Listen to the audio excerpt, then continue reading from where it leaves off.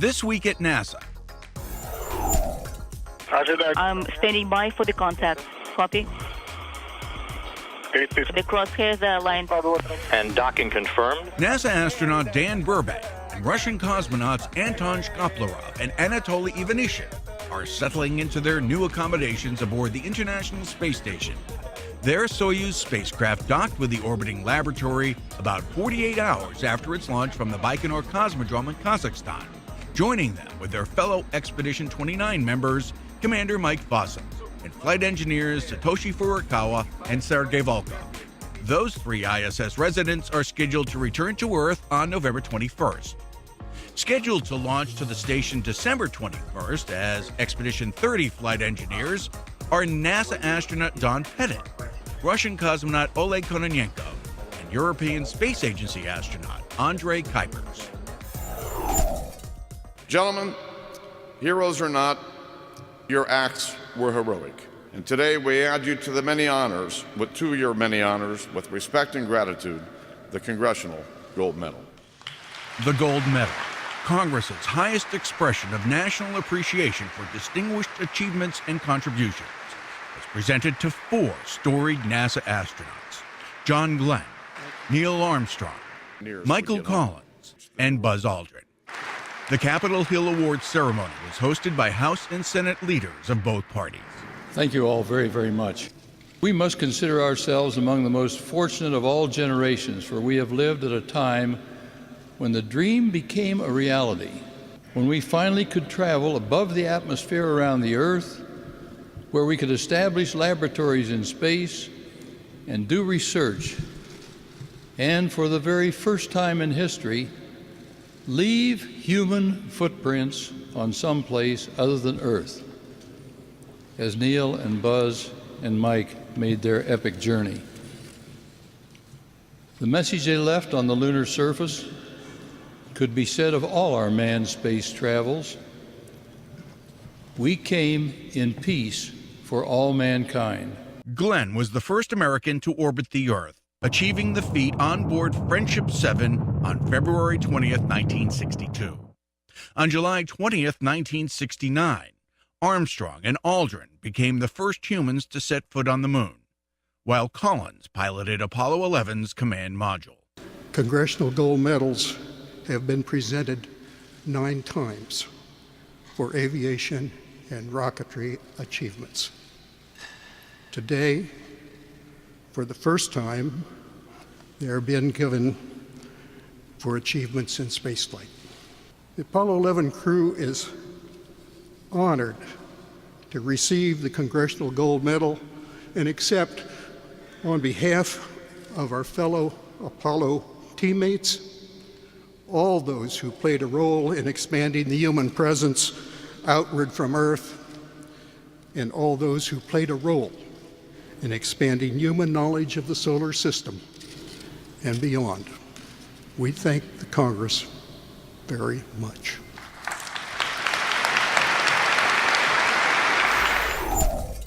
These are exciting times here at NASA, and this is an especially exciting day. Administrator and former astronaut Charlie Bolden helped roll out NASA's new online application process for its next class of astronauts. The class of 2013 will be chosen from among candidates who, for the first time, will apply for the exciting opportunity through the federal government's usajobs.gov website. You will be able to read about the NASA mission, learn a little bit about what it means to be an astronaut, and what the qualifications for the position are. Flight Crew Operations Director Janet Kavandi and 5 members of the recently graduated 2009 astronaut class participated in the announcement. You know, we're excited because bringing on a new NASA class means a couple of things. We've got more people to work with us to travel to and from the International Space Station. We've got new commercial vehicles coming online. The class of 2009 was the first to graduate astronauts who'll fly in NASA's new era of spaceflight, aboard commercial craft to the International Space Station, and NASA spacecraft on missions of exploration beyond low Earth orbit. We're excited about Europa because it represents a place that's somehow alien and yet strangely familiar, and may be a place where there's existence of life in the solar system today. Data from a previous NASA planetary mission, Galileo, have provided scientists evidence of what appears to be a body of liquid water just beneath the icy surface of Jupiter's moon, Europa. The data suggests that not only is the volume of this European subsurface ocean similar to that of the North American Great Lakes, but also that there is significant exchange between the moon's icy shell and the ocean beneath. You could view Europa as something like a great big battery. It's stored energy. And the question has been whether or not that stored energy is actually available for life on Europa. Launched by Space Shuttle Atlantis in 1989 to the most massive planet in our solar system, NASA's Galileo spacecraft has produced numerous discoveries about Jupiter and provided scientists decades worth of data to analyze. A Space Launch System Industry Day gave potential SLS suppliers a look into the technological capabilities at host Michoud Assembly Facility. The event featured a tour of the main manufacturing building at MAF that includes, among other key capabilities, friction stir welding, high-speed machining, and composite fiber processes. Facility executives provided insight as to how Michoud and its commercial suppliers can help in the coordination and building of the SLS, NASA's next rocket system to take astronauts beyond low Earth orbit. The directors of 7 NASA centers visited several centers, including here at Marshall, to talk about their shared vision for the agency's future and take questions from the workforce. All stressed the importance of NASA's partnerships and the need for further joint efforts to strengthen relationships inside and outside the agency. Among the other centers visited was the Glenn Research Center, where the group again touted the importance of working together to accomplish the nation's goals for science, engineering, and space exploration. The Kennedy Space Center hosted the latest launch forum aimed at identifying, showcasing, and supporting new approaches to sustainability. This 3-day event provided 10 international participants with a stage to highlight their innovations for addressing energy challenges on Earth and in space. Launch is an ongoing initiative whose founding partners are NASA, USAID, Nike Incorporated, and the U.S. Department of State. Launch Energy was the 3rd forum in the series. Johnson Space Center's Contractors Environmental Partnership hosted its 5th Electronic Waste Recycling and Document Shredding event to celebrate Texas Recycles Day in 2011.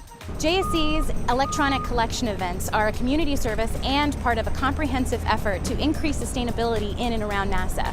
There are no limits set on the number of items people can bring. Acceptable items include both working and non-working personal computers, monitors, printers, scanners, digital cameras, portable music devices, cords, VCRs, and cell phones. We're actually offering an additional service.